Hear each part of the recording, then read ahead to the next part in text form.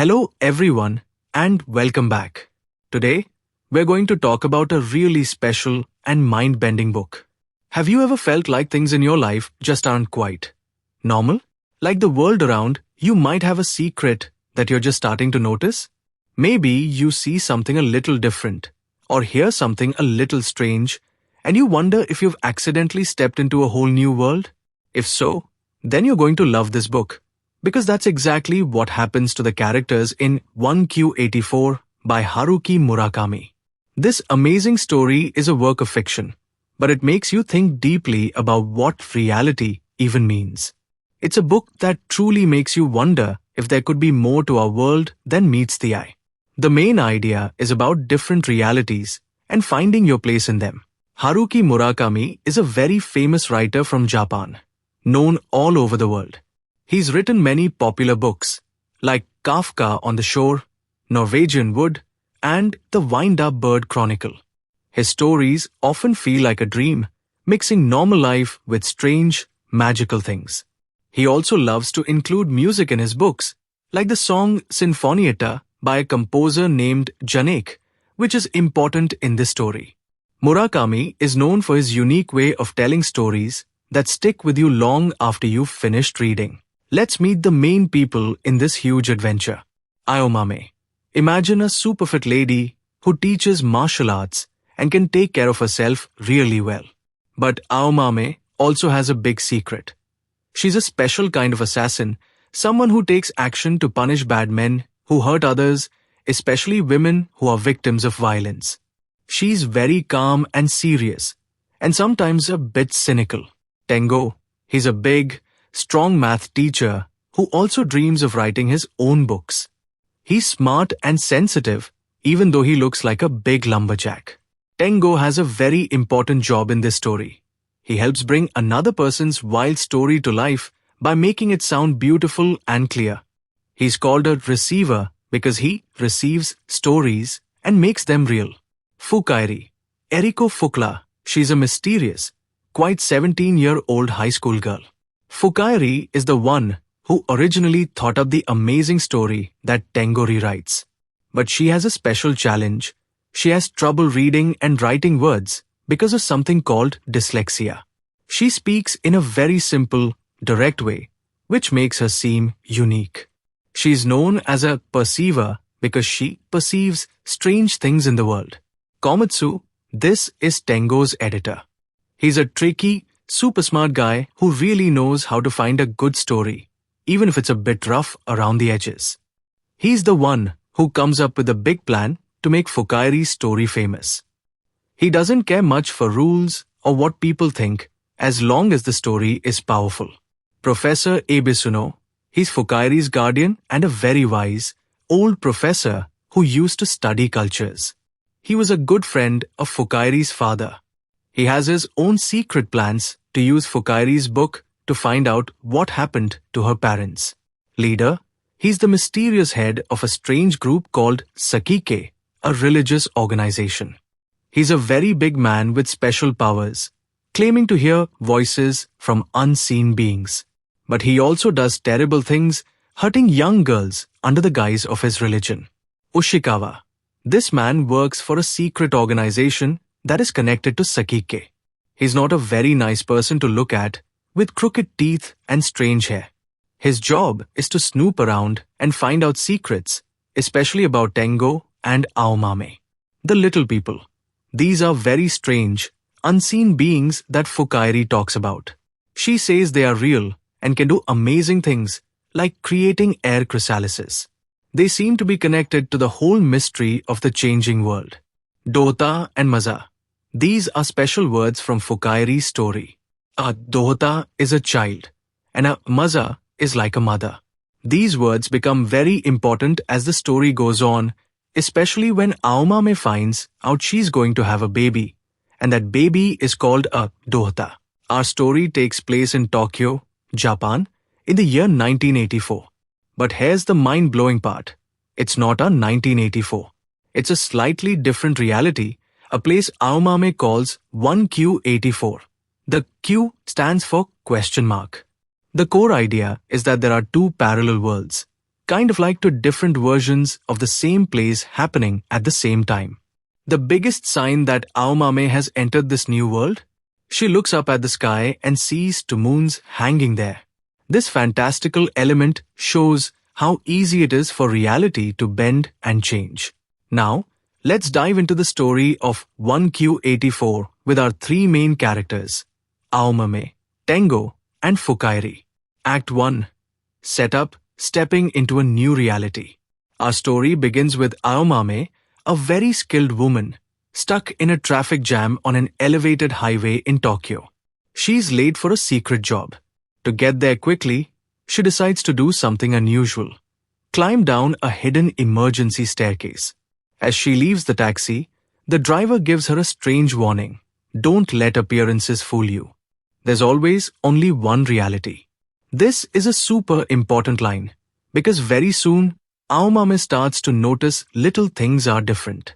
Like police officers carrying old-fashioned revolvers instead of new guns. She realizes she might not be in her original world anymore, but in a new, slightly altered one, which she calls 1Q84. Aomame works for a mysterious old lady, a Dowager, who asks her to punish very bad men who hurt women. Her first job is to kill a man named Mr. Miyama, which she does with a special, tiny ice pick.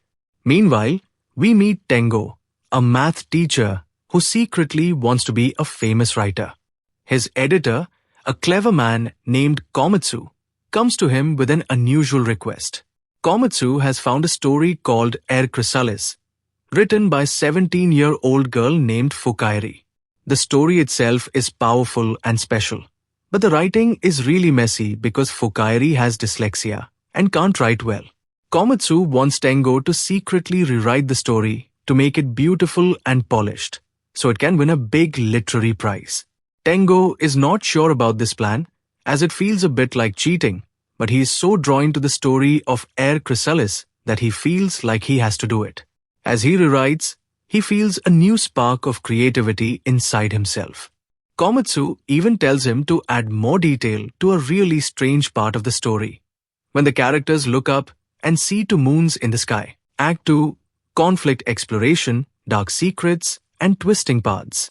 As Aomame continues her secret work, the Dowager gives her an even bigger, more dangerous mission: to kill the leader of the Sakike religious group. This leader is a very powerful man who is hurting young girls. Aomame's close friend, Ayumi, a policewoman, is brutally killed as a warning to Aomame to stop her mission. This makes Aomame even more determined. Back with Tengo, his rewritten Chrysalis is a huge success. It wins the prize and becomes a bestseller. But Fuka-Eri suddenly disappears, which causes a big stir. Her guardian, Professor Ebisuno, uses her disappearance to get the media interested in Sakike, hoping to find out what happened to Fuka-Eri's parents who are still with the group. Tengo finds himself in more and more danger. A strange, ugly man named Ushikawa, who works for a group connected to Sakike, tries to get Tengo to agree to a deal, basically asking him to forget everything he knows about Chrysalis and Fuka-Eri in exchange for safety. Aomame finally confronts the leader. He reveals strange things. He says Fuka-Eri is a perceiver and he's a receiver, meaning they can change reality through their stories. He also tells Aomame that he knows Ayumi was killed, and that it was a warning for Aomame to stop. To protect Tengo and prevent the little people from hurting others, Aomame makes a difficult choice and kills the leader. Right after this, Aomame realizes that she, too, has been pulled into this strange 1Q84 world by Tengo's writing and his ability as a receiver. Act 3. Resolution, finding each other in 1Q84. After killing the leader, Aomame is in hiding in a safe house. To her surprise, she discovers she is pregnant. The baby is Tengo's child, and it's a special kind of child, a Dohta.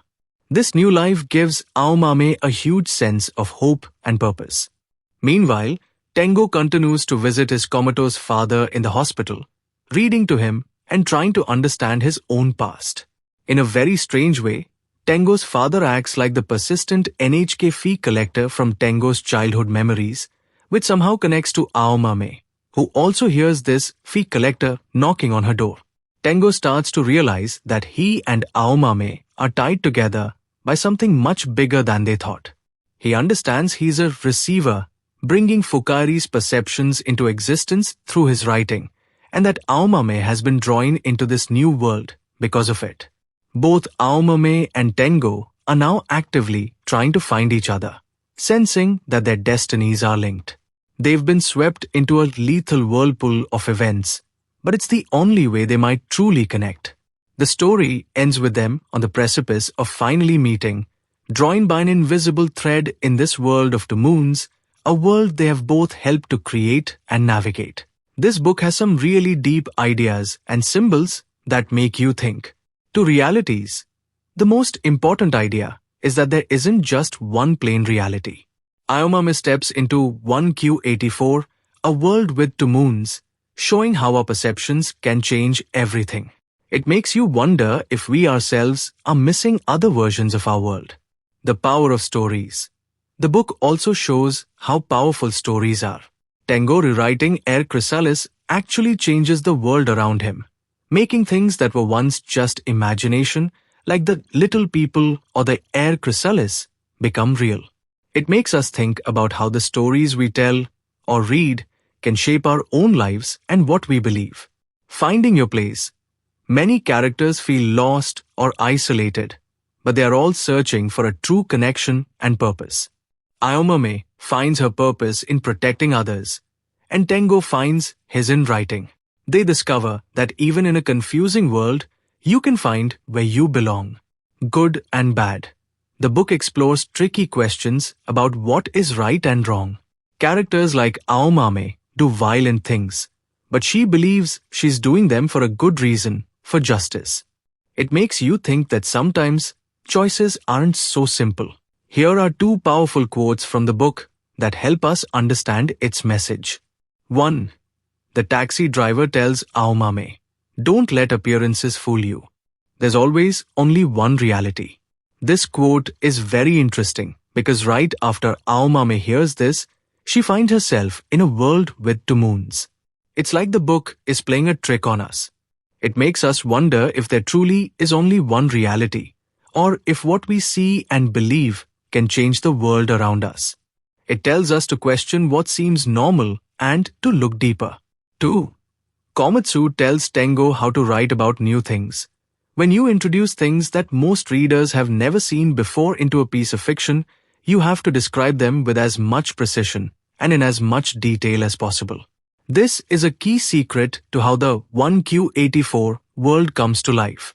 Tengo describes the two moons so clearly and exactly that it makes them feel real, even though they're fantastical. It teaches us that good stories can make even the most impossible things seem possible and true. It shows the magic of writing and how it can build whole new worlds in our minds, and maybe even in reality. So, what can we learn from 1Q84? It teaches us to be open to different ideas about what is real. Sometimes, the most important truths are hidden just beneath the surface, or in a different version of our world.